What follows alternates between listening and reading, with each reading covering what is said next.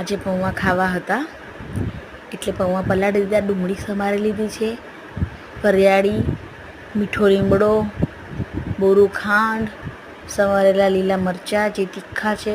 પૌવાની અંદર આપણે હળદર એડ કરી દઈશું, મીઠું એડ કરી દઈશું અને પછી આવી રીતે આપણે મિક્સ કરી લઈશું. અને હવે નાખીશું આપણે એમાં લીંબુ નાના નાના છે, એમાં બહુ રસ નહીં એટલે મેં એક આખું લીંબુ અંદર એડ કર્યું.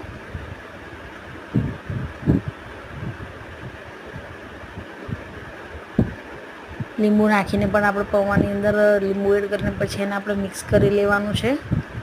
બીજી બધી આઈટમ આપણે સમારીને તૈયાર રાખવાની છે, જેથી વઘાર કરવામાં તકલીફ ના પડે, ફટાફટ બની જાય. જો વઘારવા માટે મેં કઢાઈ મૂકી દીધી છે. હવે આપણે સૌથી પહેલાં નાખીશું રાઈ,